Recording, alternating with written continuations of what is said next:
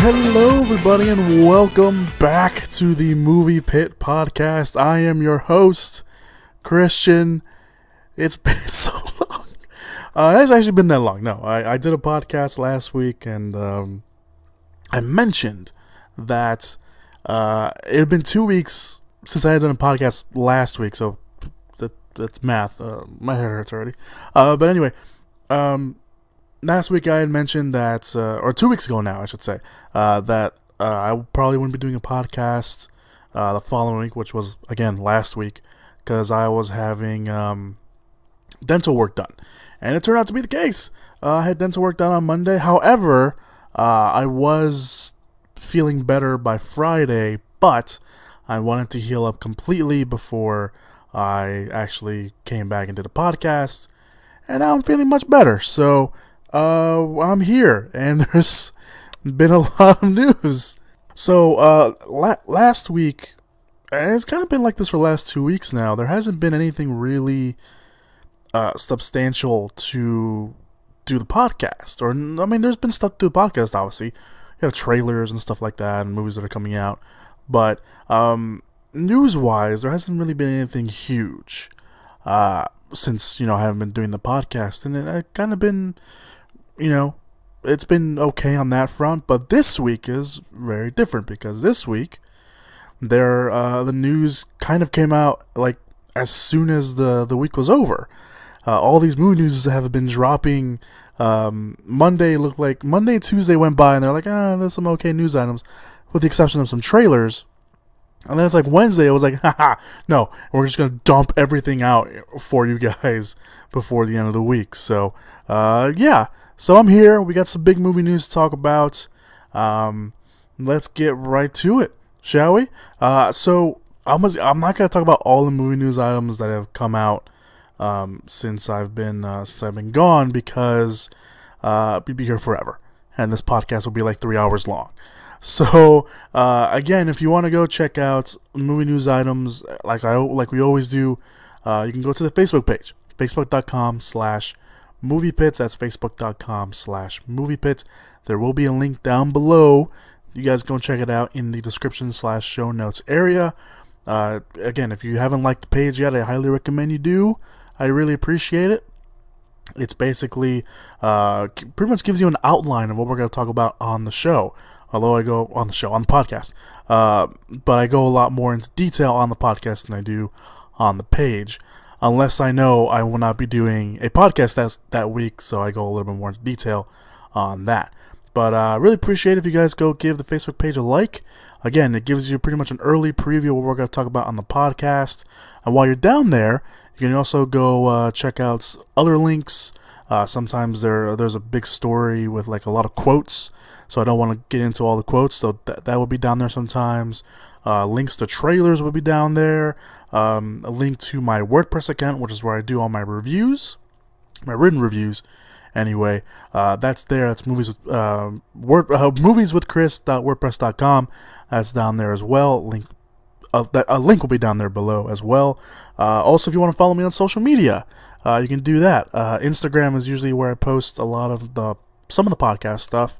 Like when I'm not going to do a podcast, I usually post it on Instagram, or sometimes also on the Facebook page. But if you want to do that, you want to follow me on Twitter and Instagram, you can. I do, besides all the podcast stuff, I do usually update a little bit every once in a while about the movies I've seen, so you can guys go check that out as well. So yeah, I'm already out of breath. No, I'm just kidding. Let us get to the podcast, shall we? Let's talk about all the movie news that's going to come out. As we always do, if you're a first-time listener or you just forgot because I haven't been a podcast for so long, we usually talk about the movie news items that have come out over the weekend once the last podcast went up. And again, I'm not going to go through all the movie news items like that. There was a news item that came out that I do want to talk about over the weekend. And that was that Carrie Fisher's Leia could appear in Star Wars Episode 9. Of course, after the death of Carrie Fisher, a lot of people were wondering what's going to happen to Leia. And, reports came out that she had pretty much finished filming everything she had to for the next Star Wars movie, which we all know now as Star Wars The Last Jedi.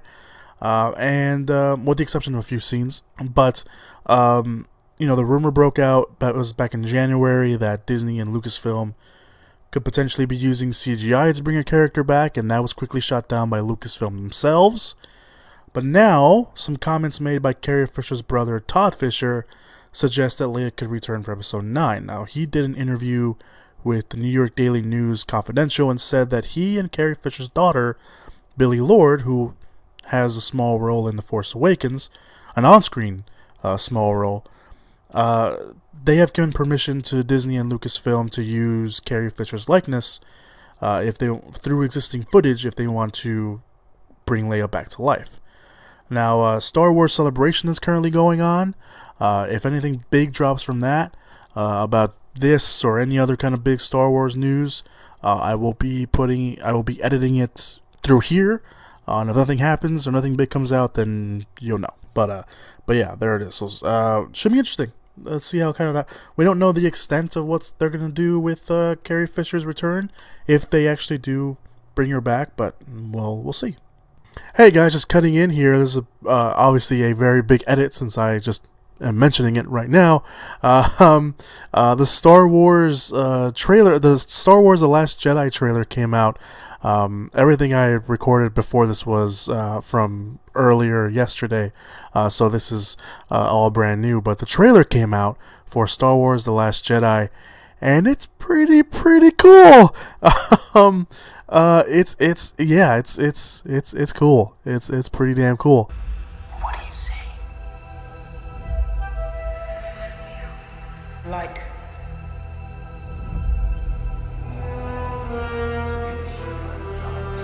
Darkness.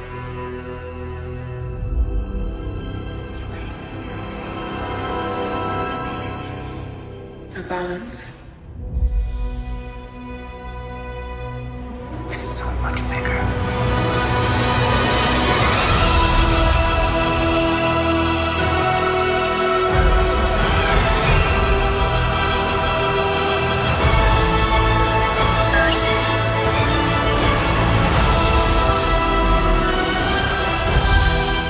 One truth.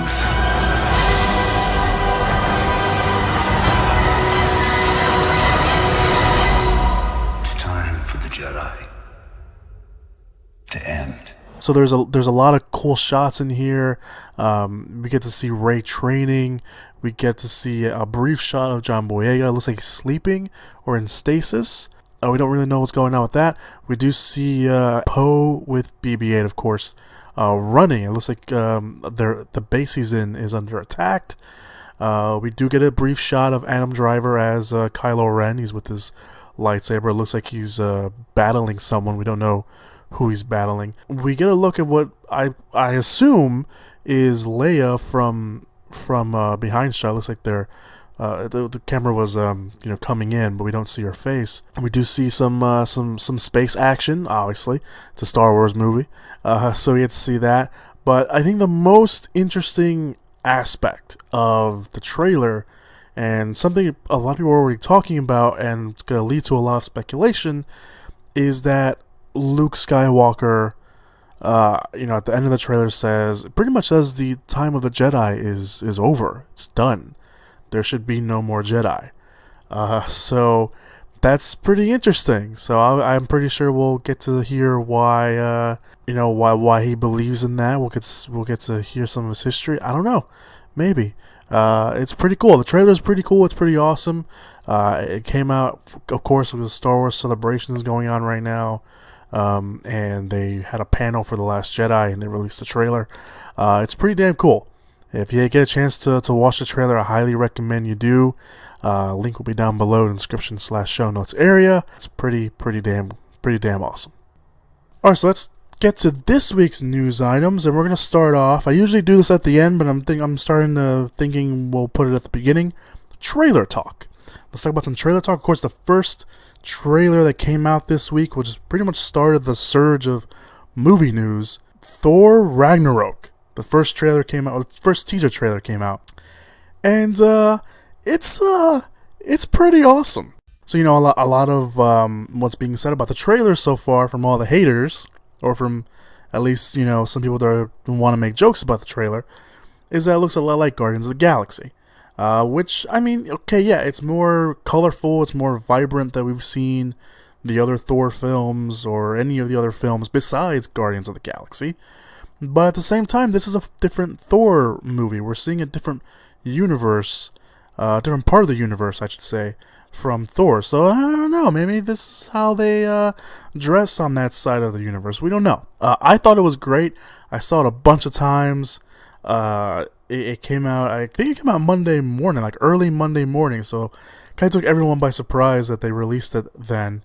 But yeah, it's awesome. There's so much there's a lot of great visuals in this trailer. You kind of see, you get a first look at, really the first look and just how dangerous she's going to be.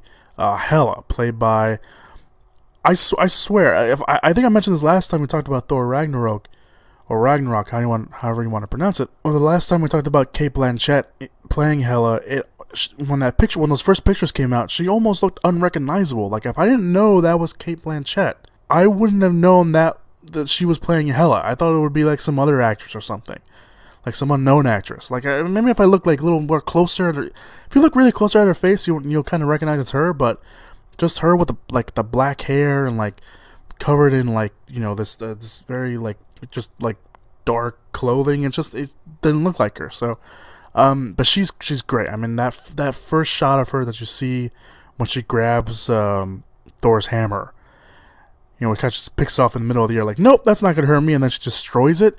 That is a great way to start this teaser trailer, to show us that this is a completely new threat, and this is probably the most dangerous threat we've seen in the Marvel Cinematic Universe for some time, and especially in the Thor film, you know, when he's, you know, filled with all these other people.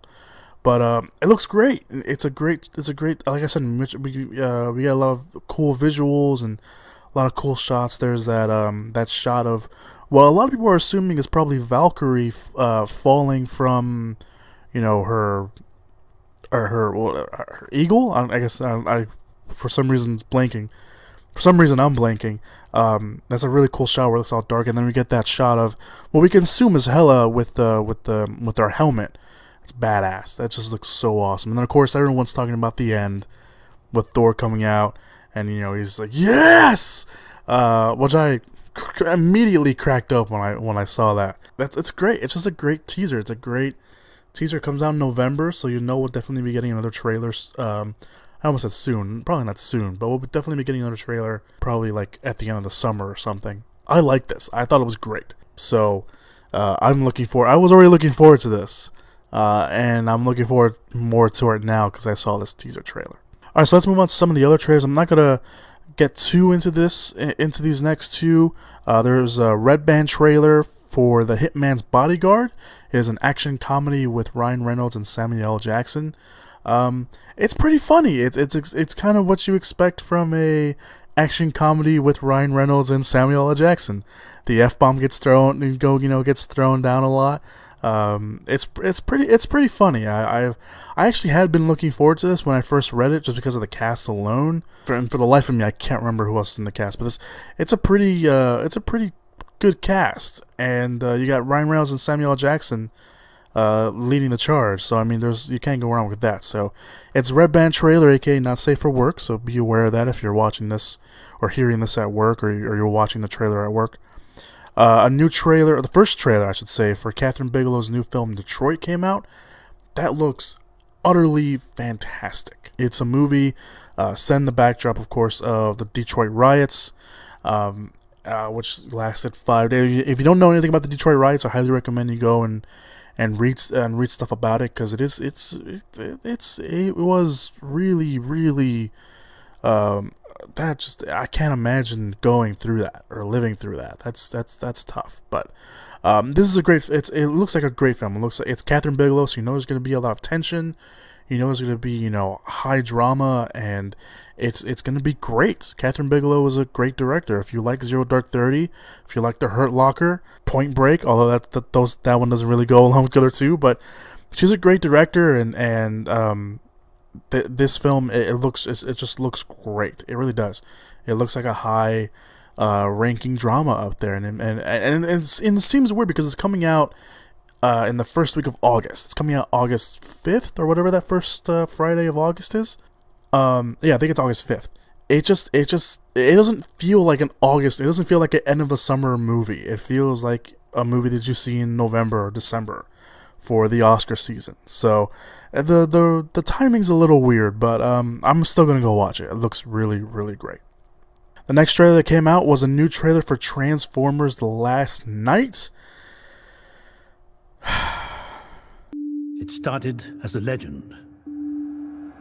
One of the greatest of all. 1,000 years we've kept it hidden. To protect Earth from what was destined to arrive. Optimus Prime, you destroyed your home. Do you seek redemption? My maker, I do.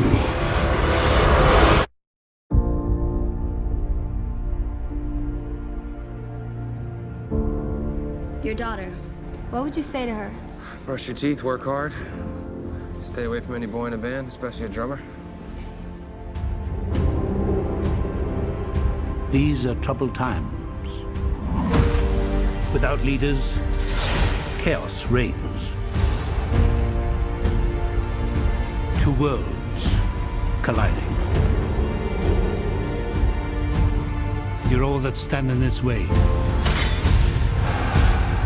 And now the greatest mission of them all, to turn the tide of human history.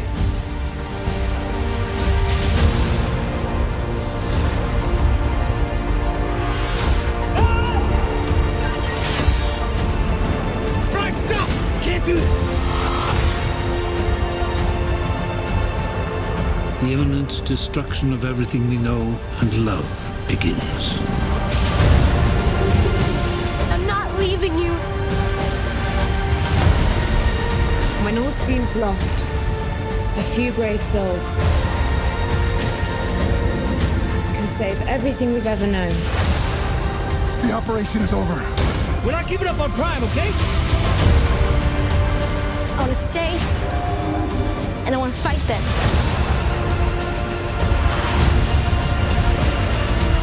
For my world to live, yours must die. Like, I'm not a huge fan of Transformers. I'm not. I have fallen away from liking the Transformers movies. I have fallen away from having any faith in the Transformers movies.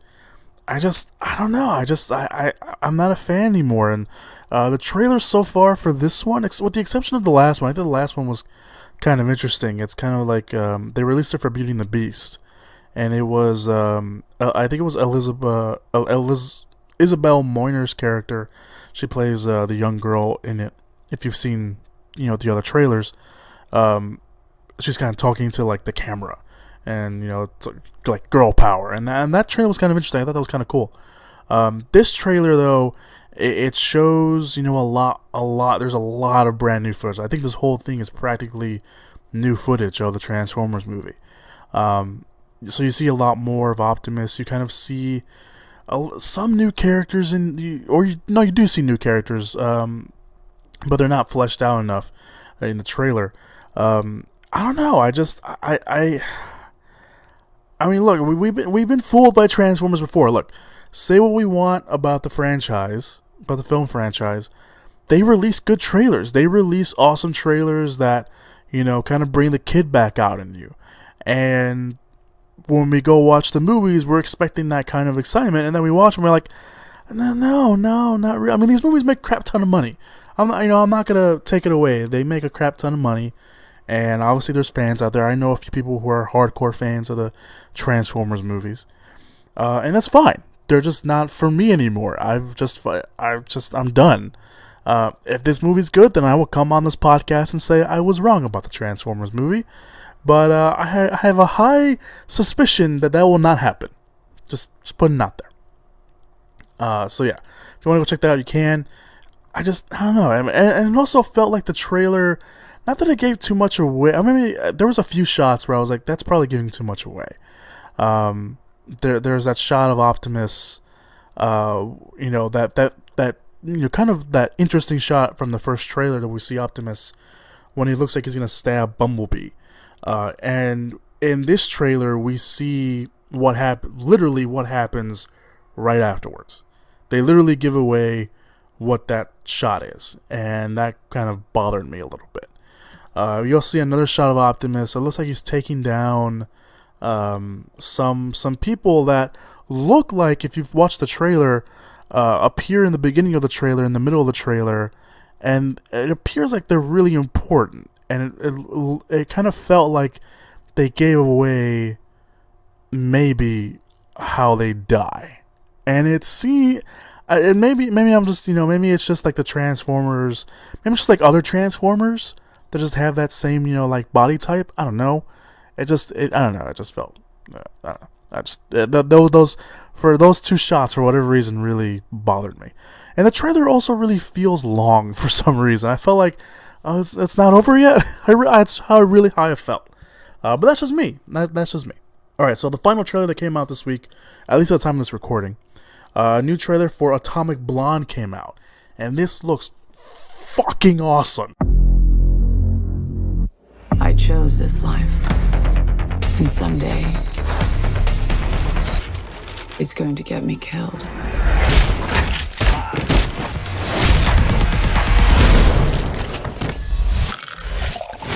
But not today. Brolin, expert in intelligence collection and hand-to-hand combat. Agent Gascoigne was killed last night.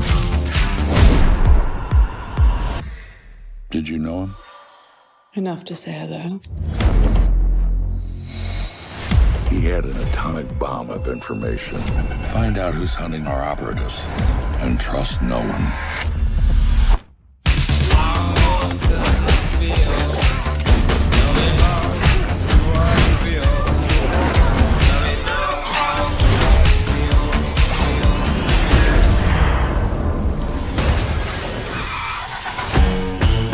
David Persons, your contact. Welcome to Berlin. I'm David. Don't shoot. I've got your shoe.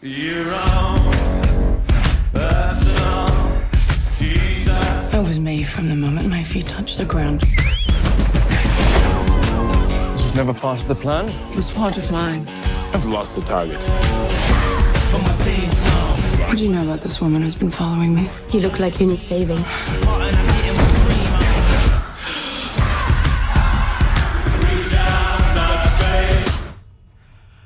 So you made contact with the French operative? Obviously.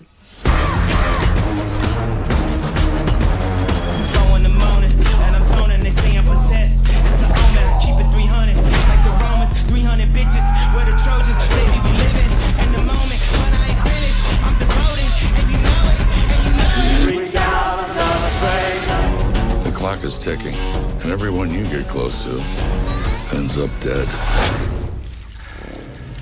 Someone set me up. Someone from the inside. Now, this only ends one way. A bullet. Charlize Theron, it's one of the co-directors of John Wick. You got James McAvoy in there. You got John Goodman.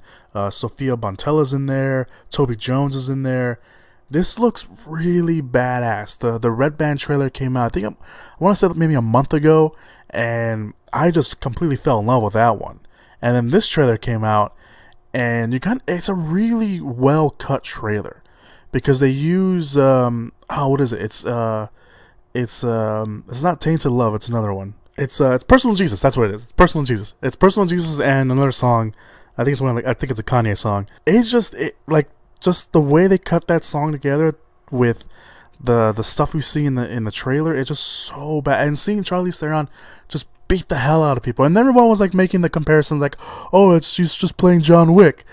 Well, yeah. First of all, it's one of the co-directors of John Wick. Second of all, does it really matter? Because she's beating the shit out of these people, and it just looks so awesome. So I personally cannot wait for this movie. This movie has been on top of my anticipated must-watch list for a while when I first heard about it, and then I saw the trailers, and I was like, yeah, no, I'm still looking forward to this. So. This one also comes out over the summer, so we'll be talking about that for sure. Alright, so let's get to this week's actual news items, so we can talk about them. The first news item that came out, Beauty and the Beast has reached the $1 billion mark. No surprise there, really, right? It's been like 4 or 5 weeks in the theaters. something like that. $1 billion, not really surprising considering how much money it made its opening weekend. So there you go. I still have not seen it. I have not seen it. I'm still very reluctant to go watch it because I love the animated film so much. And it's one of my favorite Disney animated films. And there's a part of me that does not want to watch this because I feel like it will just probably either ruin it or just not be the same. So that's just me. Edgar Wright's new film Grasshopper Jungle could land at new Regency. The Hollywood Reporter reports that Edgar Wright is gearing up to direct an adaptation of Andrew Smith's novel Grasshopper Jungle. And usually I wouldn't talk about a movie going to a specific studio, but the synopsis for this book and now this movie, first of all, sounds right up Edgar Wright's alley, and two, is so ridiculous that I need to tell people about this book and this movie. So the book, and we assume the movie, follows a teenage boy dealing with sexual confusion who accidentally unleashes a apocalyptic genetically engineered plague on the world that brings about 6-foot-tall praying mantises who have who have appetites, unsatiable appetites for food. I think I said that word wrong. For food, it doesn't matter. For food and sex. So it's a bunch of tall ass praying mantises who have an unthirsty quench for food and having sex. I've never heard of this book until today, and some part of me wants to read this now. It's so utterly ridiculous, and knowing Edgar Wright, I think he can pull it off. Edgar Wright, again, if you don't know him by name, the director of Shaun of the Dead, Hot Fuzz, The World's End. He has Baby Driver coming out later this summer in June. We'll talk about that, of course, when we get closer to the release date. And that, by the way, looks awesome. I'm a huge fan of Edgar Wright. Scott Pilgrim vs. the World, that's another one. I can't believe I forgot to mention that one. That's probably one of my favorites. So yeah, I mean, this looks utterly ridiculous, and I cannot wait to see what happens with that. Let's move on to the next news item. Triple Frontier loses Channing Tatum, Tom Hardy, and Paramount Pictures. Now, Triple Frontier has been a movie we've talked about on the podcast before, but that film, for whatever reason, cannot catch a break. The film was originally set to be directed by Kathryn Bigelow, we talked about earlier, with Tom Hanks and Will Smith attached. But things fell through for that, and then J.C. Chandor stepped in as a director, and he brought in Tom Hardy, Channing Tatum, and Mahershala Ali. However, according to Empire, the film has once again fallen through and has lost, again, Tom Hardy, Channing Tatum, and Paramount Pictures, which was the studio that was going to release the film. Empire released this little tidbit of news saying, quote, Chandor had rewritten the script in a way that the main duo didn't particularly love, and despite requests for more changes, they decided to leave. And that led Paramount, which has been going through a leadership transition, to drop the plan to make the movie. However, they do report, Empire, that Chandor is still attached to direct, and he is, of course, now looking for new leads with this new script. But it should be interesting to see if anyone, or who he decides to bring in, considering that big actors like Tom Hardy and Channing Tatum dropped out because they didn't like his script. Now, the film, by the way, for those of you guys who don't know, Triple Frontier is actually a real a place in a lot of ways. It's a film set. It focuses on the border zone between Paraguay, Argentina, and Brazil. That's what the place is called. There's another name for it, but one of the names is Triple Frontier, and it's basically a place where drug traffickers kind of rule. That's kind of where they go and do make a lot of deals and stuff like that. So it's a real place. And this movie's been, I remember hearing about this movie a few years ago. It was supposed to be Kathryn Bigelow and Mark Boal, who wrote Zero Dark 30 and The Hurt Locker, wrote this film, and then of course J.C. Chandor came in and took over some of the script duties, and now this is the horror ordeal. So I don't know. I don't know. It's a pretty good cast. You got Tom Hardy and Channing Tatum. I've turned a new leaf on Channing Tatum. I didn't like him before, and I've seen now what he's capable of, and he's a great actor, so I was looking forward to that. You got Mahershala Ali in there, but we could probably assume that he was going to just play a supporting role. So it should be interesting to see kind of where everything goes with Triple Frontier. Moving on, Dolph Lundgren has joined the cast of Aquaman. James Wan continues to grow his already impressive Aquaman cast with the recent casting of Dolph Lundgren, one of the OG action stars, if you want to put it that way. I can't believe I just said that out loud. Kind of hate myself for saying that out loud, but I did. Reports say that Lundgren... if you can't laugh at yourself. Lundgren says... Reports say that Lundgren will play King... I'm going to butcher this name. Every comic book person that listens to my podcast is going to be like, you said it wrong. And you know what? That's not the only thing I say wrong on this podcast, so forget it. I already swore on this podcast, so fuck it. Lundgren will play King Nereus, I think that's how you pronounce it, maybe, from Mira's home kingdom of Exabel. I think I'm pretty sure I pronounced that wrong too. Fearsome warrior who claims Mira as his betrothed. Lundgren is a pretty solid choice for support. We assume he's probably going to play a supporting villain in this movie, because we already have two villains in the film. One of them is, of course, Yahya Abdul-Matiz's Black Manta, which is a iconic and classic Aquaman villain, and Patrick Wilson will play Ocean Master, Aquaman's half-brother, who has been known to pretty much kind of be very vindictive a little bit against his half-brother, Aquaman. But yeah, we have that. So Mira, played by Amber Heard in the film, has had a very interesting history with Aquaman in the comics. He, depending on kind of which story you decide to follow, she either tries to kill Aquaman and then falls in love with him, or what was the other version? I can't remember the other version. That's kind of one of the, at least that's the only version I know. But for whatever reason, I think there is another version of Mira's backstory toward this. But I don't know if they're gonna do that into the film. I don't know if they're gonna put that into the film. So just don't take that as just take that as face value. Who knows if it will actually be in the film?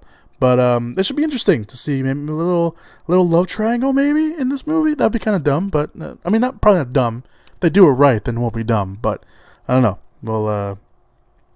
We'll see what happens with that.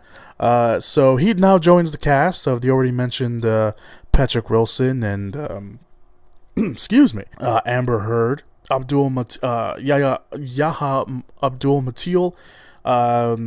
Willem Dafoe is also in the film. He's playing Valko, a royal science advisor to Aquaman. Nicole Kidman is playing Aquaman's mother. And of course, Jason Momoa is playing Aquaman as well. The film will start shooting sometime soon, this summer. They're filming, I don't know if they're filming next month or in 2 months, something like that. But the film does currently have a release date of December 21st, 2018. So be prepared for that. The animated Spider-Man movie finds its voice cast for its villain and for Miles Morales. Now, Sony Pictures has a live-action Spider-Man coming to theaters with, of course, Spider-Man Homecoming, which we're all kind of excited for.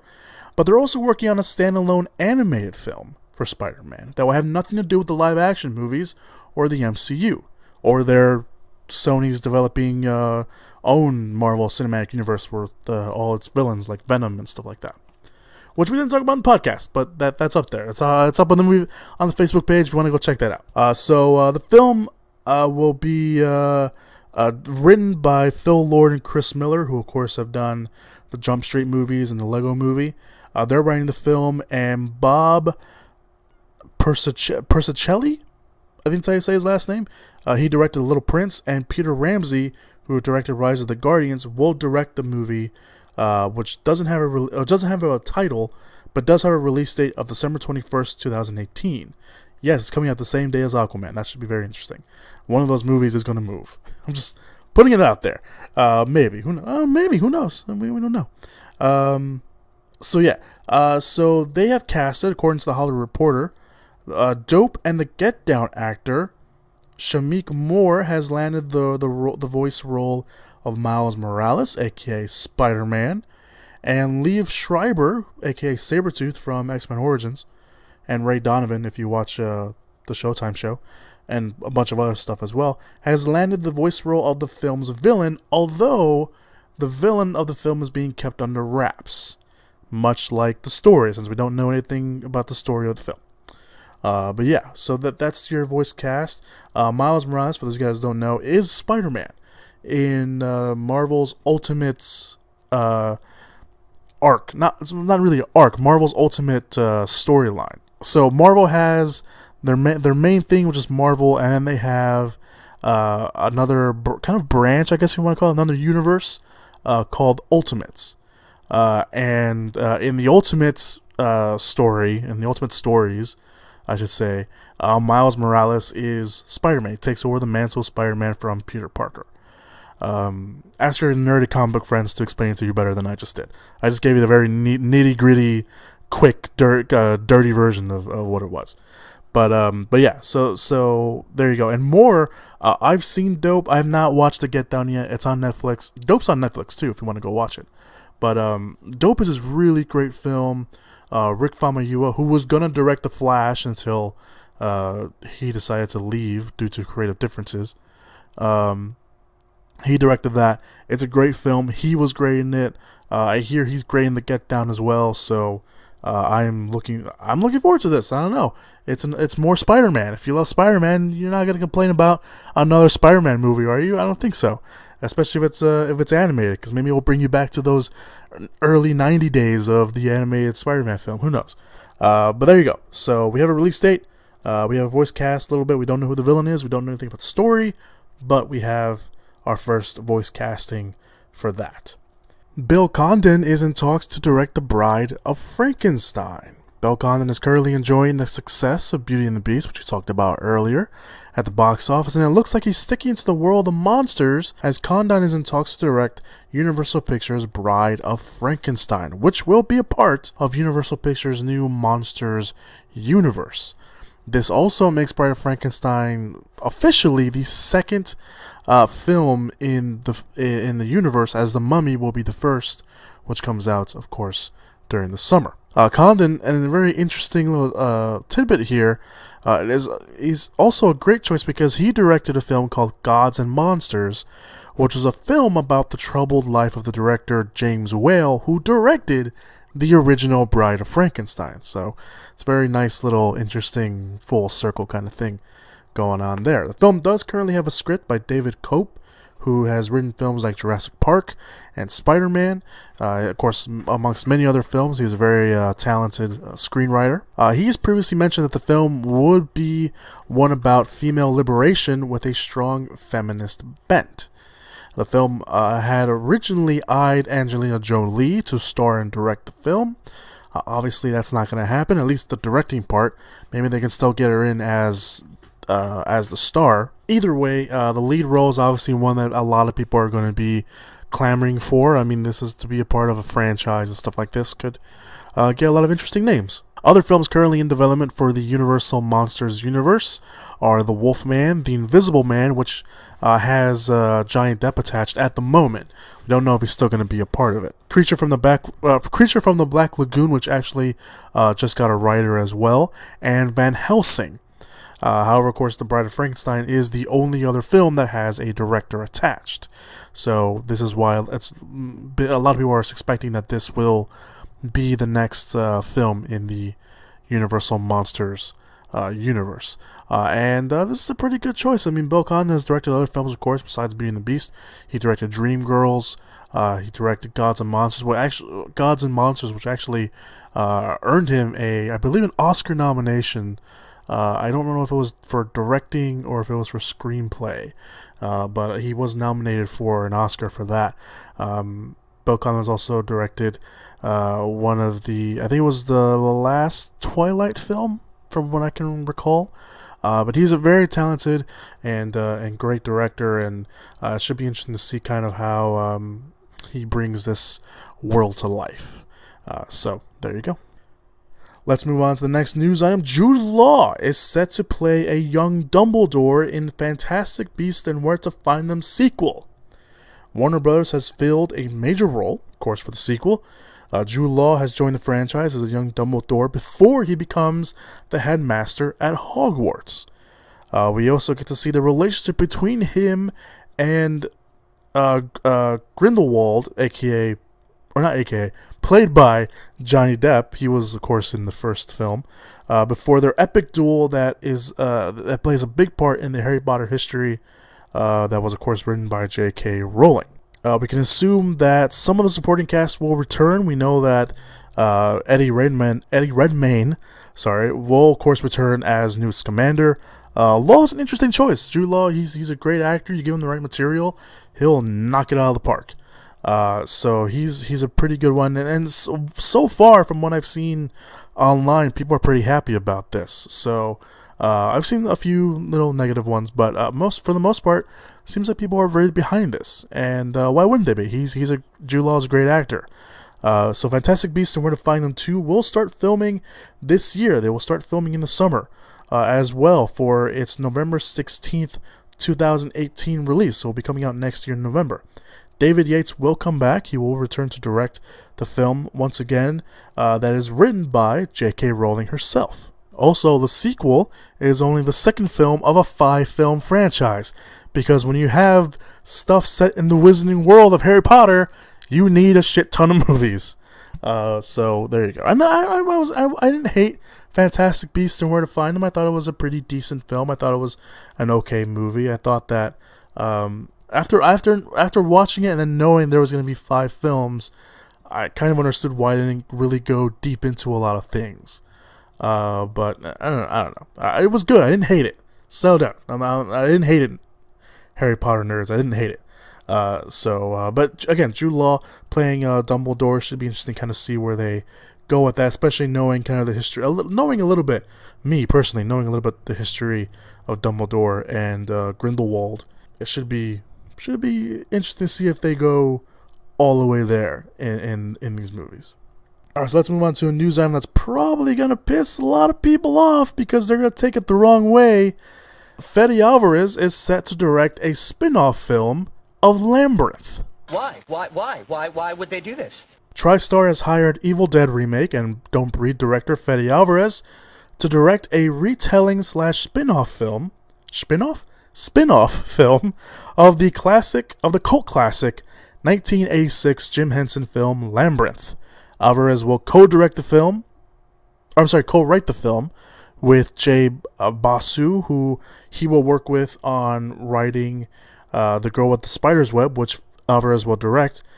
But they're going to do that film, The Girl with the Spider's Web, before they do Labyrinth. So Labyrinth's still very far off into the future.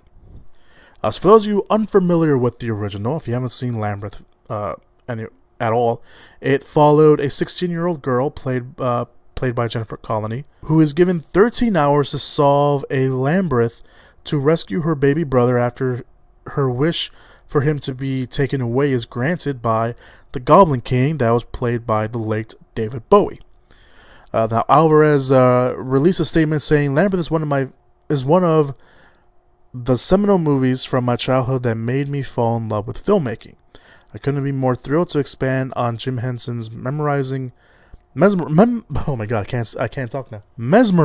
universe and take a new generation of moviegoers back into the Labyrinth." Again, this film is not a remake. It is not a reboot. It is a spin-off film that is set in the same world that is telling a brand new story. In some ways, you can even say it's a spiritual sequel to Labyrinth. It's not a remake, not a reboot. Settle the hell down. Because I know people are already upset because it's like, oh, they're remaking Labyrinth without actually reading the story. And I know because some of their comments and then seeing the actual story, they don't coincide. Because this person just read the headline and they're like, son of a bitch. That's pretty much what it was. And now Alvarez is a great director. I loved his Evil Dead remake. I thought it was fantastic. It was scary. I loved Don't Breathe. A lot of people loved Don't Breathe. A lot of people were surprised by Don't Breathe, and so was I. And I liked it. And Alvarez is becoming one of my favorite go-to directors for anything. Really, he has just a great style and a great sense of what he wants to do for his films, and I love that. I love when there's new directors and they just knock it out of the park, and he's one of those. And I can't wait to see what he does with the new girl that played with the spider's web, which is basically kind of a reboot of the girl with the dragon tattoo franchise, and I can't wait to see what he does with this. I honestly can't wait to see what he does with this. So, yeah, I'm game for this. Let's see what happens. I'm game. Let's see what he brings to the table. All right, so let's talk. This is our last news item of the podcast, at least at the time of this recording. I don't know what the hell is wrong with me. Josh Brolin will play Cable in Deadpool 2. The search for the fan favorite character Cable has ended. The search has been on really since Deadpool came out. When it was, teased at the end credits that Cable would be introduced into the films, everyone was, quick to jump on a lot of stuff. Dolph Lundgren was one. We talked about him earlier.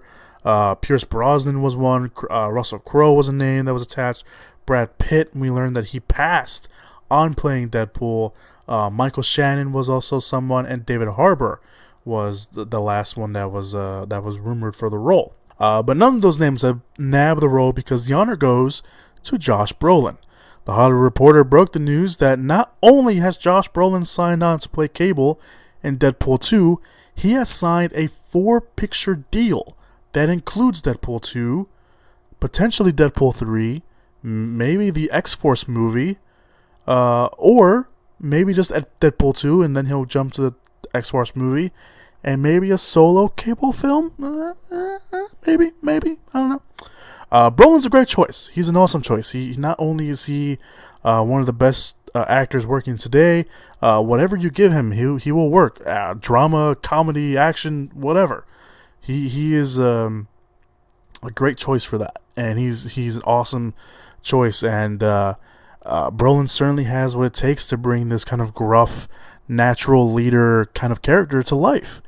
And it should be interesting to kind of see how this plays out, because Brolin, for those of you who don't know, he's playing Thanos in the Marvel Cinematic Universe. He's playing Thanos. He's voicing him and doing some of the motion capture for him. So, I don't know how that's going to work out. That should be interesting. And I saw this picture, I think it was on Instagram, where Josh Brolin has now played a character in every comic universe. He's played a character for DC.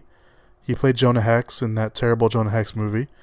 He's playing Thanos in the Marvel Cinematic Universe, and now he's going to play Cable for Fox. So it should be kind of cool. Should be interesting to see kind of how that works out. So Brolin, of course, now joins the cast of Ryan Reynolds, who's once again playing Deadpool. Zazie Beetz, she's playing Domino, and the director of the film, David Leitch, if I say his name, he was the other co-director of John Wick. He will direct, of course, off the script of the first film's writers, Rhett Reese and Paul Wernick, along with Drew Goddard. He also came aboard to do some work on the script as well.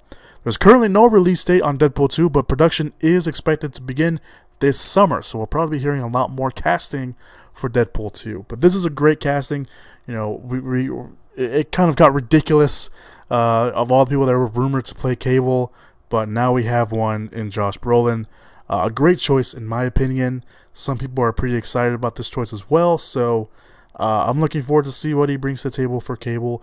If those guys don't know Cable, he is the future son of Scott Summers, aka Cyclops, and Jean Grey. And his history with Deadpool in the comics is kind of like this frenemy. It's kind of almost like a frenemy relationship, because at one point they were trying to kill each other, and then they started teaming up together, and they kind of have this very love-hate relationship in a lot of ways. And it should be kind of cool to see how they bring that to the big screen.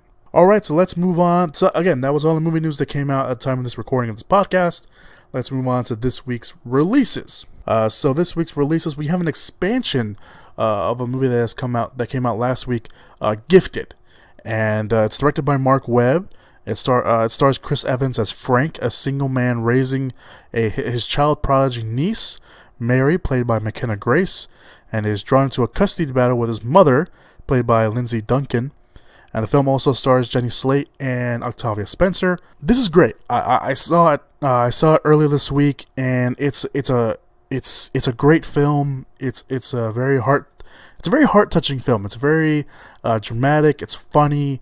It feels very real. It's a really great film that I highly recommend you guys watch if you haven't watched it. Again, it's getting an expansion release this week. It got a small release last week, so its expansion release this week is 1,000 theaters, at least according to Box Office Mojo. So yeah, if you get a chance to watch it, go watch it. It's a great film. I know everyone knows Chris Evans for Captain America, but if you only watch him for Captain America, you're missing a lot of his smaller stuff, which he does really great work in. And this is one of them. And McKenna Grace, the little girl in this movie, is utterly fantastic in this. I saw her in something else, and I can't remember what it was, but she was fantastic in this, and very interesting to see kind of where her career goes off into. So, Gifted. If you haven't watched it, go watch it this week. It's getting into more theaters. All right, so let's move on to the other limited release this week. There is The Lost City of Z, based off the book by David Gran, a true life drama centering on British explorer Colonel Percival Fawcett, played by Charlie Hunnam, who disappeared while searching for a mysterious city in the Amazon in the 1920s. The rest of the cast includes Sienna Miller, Tom Holland, Robert Pattinson, and Angus McFerrin. This looks pretty great. This looks like I've seen a few of the trailers now, and all the trailers are very, give off this very like dark, gritty storytelling mode, and it looks like it's gonna be one of those movies where you're gonna watch it, you're gonna enjoy it, it's probably gonna be great, and you're not gonna want to watch it for like a while because it just feels like it's one of those heavy films. And just hearing the synopsis, it's gonna be one of those heavy films that just kind of it's gonna hit you right. It's gonna hit you in all the right areas, but also make you feel just like depressed probably at the end of it. I don't even know what I'm saying, right? But the trailers look utterly great, and I cannot wait to see this movie. Hopefully, it's coming out in my area. Again, it's a limited release, so just be prepared for that. And finally, the wide release this week, the only movie probably getting a lot of attention this week, the only wide release this week, The Fate of the Furious.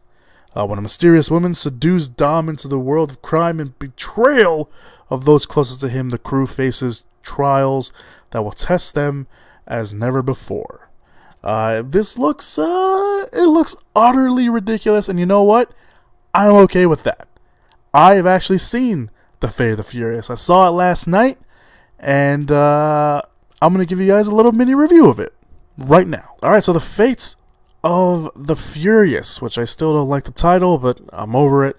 I saw it last night, and it was okay.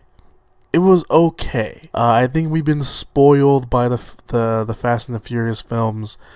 By the last three, I thought Fast 5 was great. Fast and the Furious 6 was pretty damn awesome, and then you had Furious 7, which was another equally as good film. And Fate of the Furious, despite all the stuff that we heard about Vin Diesel being difficult to work with, even having kind of a fight or a disagreement with Dwayne Johnson, and it's pretty clear because they've kept them both away during the press tour. It's despite all that, and of course despite not having Paul Walker anymore because obviously he passed away, Fate of the Furious is kind of a step down from the last three films. It's not a bad film. It's just not a great film, and it's not as good as the last three Fast and the Furious films. So obviously, you guys all know that Dom has gone rogue. He's turned his back on his family, on his crew. And the reason given, it's not one of those films where it's not one of those things where it's like, you don't find out what happened until the very end of the movie. No, we know at least a good half hour into the film or an hour into the film, we know why he's doing this. It doesn't try to keep it a secret, and And for all the people that were, like some people were speculating that that it was probably like nanotechnology or nanobites, because obviously Cypher, played by Charlize Theron, in the trailer you hear that she can hack into anything. So a lot of people were kind of speculating that maybe that was going on, or maybe he has amnesia like Letty did in the previous films. But that was not the case, and it isn't the case. Obviously, I'm not going to spoil it, but we do know why he turned his back on his family, and it isn't one of those, we just need to shake up the franchise. I mean, it is going to be interesting kind of see how they move forward with this, but the reason for his betrayal of the crew makes some sense, given what the franchise has always been about.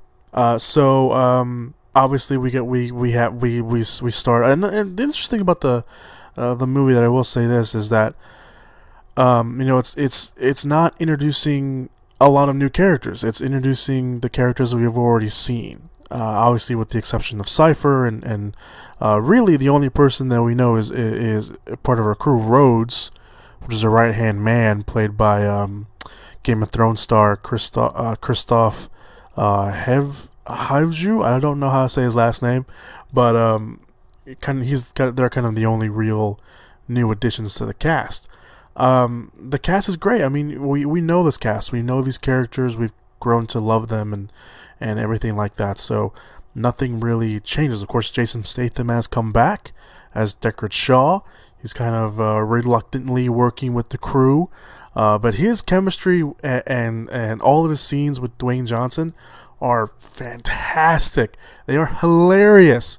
Everyone in my theater was cracking up every time those two just insulted each other, and arguably they are the best relationship in the film. And if we can get a spin-off of Hobbs working with Shaw, I would be first in line for that, because the relationship that Johnson and Statham have are awesome, and I can't wait to hopefully see them team up on some other film down the road, because they are great with each other. Charlize Theron as the villain. She's the first female villain, main villain anyway, for the franchise. Thought she was great. Charlize Theron is always great. She always brings her A game, no matter what role she's in, and she does it here again. Her character is interesting. I will put it that way. Her character is interesting. She's not a bad character. She's a villain. She's a bad character, but not a bad character in quality. She has a very interesting way of looking at the world, and it's interesting. And she does come in. Obviously, this franchise has been known to continue story arcs from the past films, and it does the same thing here. And Charlize Theron is connected to some of the things that have happened in the past films as well. The one of the main gripes I have with the film is the use of, besides it not being as great as the past three films, is the use of CGI. Now, CGI has been used in the films, obviously, but for some reason I feel like this is the film that has used the most CGI. And it's very noticeable. It's not one of those things where it's like, it's not one of those things where you're like, oh, it's like the car jump from the last film.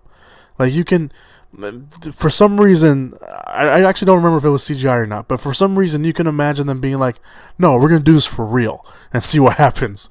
The obvious use of CGI is just, it smacks you in the face. And it does kind of take you away from the film a little bit. At least it did for me. We saw in the trailers, there is a scene where Cypher hacks into a bunch of cars, and it's been kind of dubbed online and by the production crew the zombie scene. So she takes over a bunch of cars, and obviously in that instance you kind of would have to do CGI because there's just anything, a lot of things can go wrong with that for the stunt people. But I don't know. I mean, it just it I don't know if like it was all CGI or they just used real cars and then they just put CGI cars around them. It just, I don't know, the use of CGI in this film really kind of bothered me because it was so apparent, unlike some of the other films where they weren't as apparent. But there's a lot of practical stuff, practical effects and practical car explosions and flips and all that in this film, so you don't have to worry about that. But you will notice when the CGI is there, it's just right in your face, and it is kind of bothersome. And again, realizing kind of how the film franchise has been using practical effects and practical stunts, it kind of takes you out a little bit. And that's kind of one of my only real major gripes with the film. The other major gripe I have with the film is Scott Eastwood. He's kind of playing the right hand man to Kurt Russell's Mr. Nobody, and he's kind of he's kind of the rookie, and everyone's calling him like Little No. There's this jokes they call him Little Nobody and all that. They like to bust his balls a lot in the film, but I don't know. I maybe it's just because I haven't seen Scott Eastwood in a lot of things. His character just does not fit in at all with all these other people. Yeah, I don't know what it was. It just I don't know. I wasn't a big fan of Scott Eastwood, so it just I don't know. He kind of bothered me too. But yeah, those are my only kind of real major gripes. Everything else we've seen in the movie, it's stuff that we've seen that's more elevated. Obviously, this is a big turning point for the franchise because now you have at least in this film you have Dom betraying his family, and again I don't want to get too much because I don't want to spoil it, but it's interesting. It's one of those things where you kind of look at it and you sit back and you look at it. It's like, okay, yeah, that makes sense, but now where does it go from here? And that's kind of the interesting, and that's the thing I can't get into because of spoilers. But I did read an article online where it asks what I was thinking, and kind of where the franchise will go after this. So it should be interesting to kind of see where they do go with the franchise. So let's see what happens with that.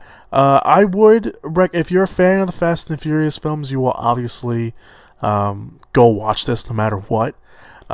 But be aware. Me being a fan of the Fast and Furious film as well, it is not as good as the last three films. It's not.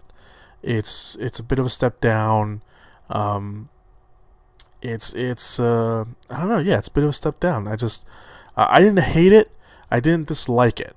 I just know it wasn't as good as the last three films, and that's kind of a bit of a bummer. It's a bit of a bummer. It's a bit disappointing, but it's not a bad film. It's not. There's some great stuff in there. The cast is great as always.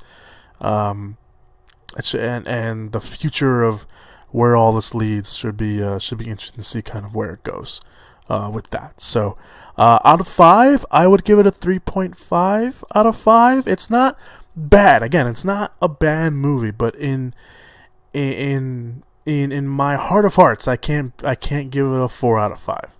So yeah, that's just me. 3.5 out of 5 for me, for Fate of the Furious. If you're a fan of the franchise, you will like it, but I think you will also know and admit that it is not as good as the last three films, even with the whole twists and turns and everything.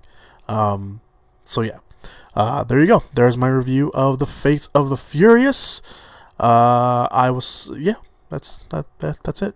Alright, so that being said, let's move on to this week's box office predictions. I didn't do any predictions last week. Obviously, there was no podcast last week. So the actual box office last week was The Boss Baby, Beauty and the Beast, Smurfs The Lost Village, Going in Style, and Ghost in the Shell. So this week's box office picks, pretty sure you can assume which way I'm going, and you probably, even if you've never played the box office predictions game, I think you know what movie's going to be number 1. The Fate of the Furious. movie's gonna make a crap ton of money, and everyone's gonna be like, "Oh, I can't believe that made that much money." No, it made that much money. We all know how much money this movie's gonna make. So, The Fate of the Furious at number 1, that's my pick. The Boss Baby will be holding strong in number 2. Beauty and the Beast will be number 3. Smurfs, The Lost Village will be number 4. And Going in Style will be number 5. I really would like to see Gifted in the top 5, but again, it's getting a very small release. It's a great film. I highly recommend. After you watch The Fate of the Furious, if you want to watch The Fate and the Furious, go watch Gifted. It's a great film. It's very heart-touching film. Again, it's funny. It's dramatic. Just a real story. It's a real human story, and I really enjoy it. It's definitely going to be one of my favorite movies of the year. Yeah, and I'll admit, I teared up. I did. I teared up probably a few times while watching this. So, go watch it. Gifted. But, and you know what? Go watch Fate of the Furious. Why not? So, yeah, my box office picks once again: Fate of the Furious, Boss Baby, Beauty and the Beast, Smurfs, The Lost Village, and Going in Style. That's it, guys. Thank you guys so much for listening to the podcast this week. I know last week I said that I'm back, and then I took a week off because of my tooth. I am back this week. I'm back for real this time. I'm back. So thank you guys so much for listening to the podcast.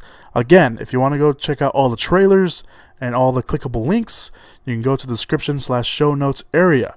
You'll see the trailers down there. You'll see a link to the Facebook page. I really appreciate it if you guys will give me a like over there. Give you guys an early preview of what we're going to talk about on the podcast. So a link will be down there to the Facebook page. A link will also be down there for my WordPress account. You will definitely be seeing a review of The Fate of the Furious up there. A more thorough written review of that over there, and some other stuff as well. Going to be taking that page. Going to be putting a lot more attention to that page in the future. So yeah, and there'll be a link to my Instagram and Twitter page as well for that. So thank you guys again. Thank you guys so much for listening to the podcast this week. You guys are awesome. You guys are the real MVPs. Even if there's only like 2 of you listening out there, I still appreciate it. So yeah, thank you guys once again. Go check out the links. You guys have a very safe, fun weekend. Oh, I want to mention, I hopefully will be doing my summer movie preview podcast again this year. In a few weeks, pretty much. The summer movie season's almost here. So if I can get enough people to come on board and do it again, I will definitely be doing the second annual, pretty much, summer movie season preview show. By next week, I will let you know if that show really is, or that podcast, I think I said show, that podcast is really going to happen. So by next week, I should let you guys know if that's going to go down. If not, then regular scheduled programming here on the podcast. So thank you guys so much again. You guys have been great. Go check out the links down below and have yourself a really great weekend. Have a safe weekend. Have a fun weekend. It's Easter weekend, everybody. So have yourself a great Easter. Even if you don't celebrate Easter, then have a good Sunday. How about that? Have a great weekend. All right? Just do it. Just do it. Just do it for me. I know you don't know me, but just do it for me. All right. Thank you guys so much for listening, and I will see you guys next week for another podcast here on the Movie Pits. Thank you guys so much. Have a safe weekend, and as always, go watch some movies. Whoop whoop! Yeah! Give it up! Movies!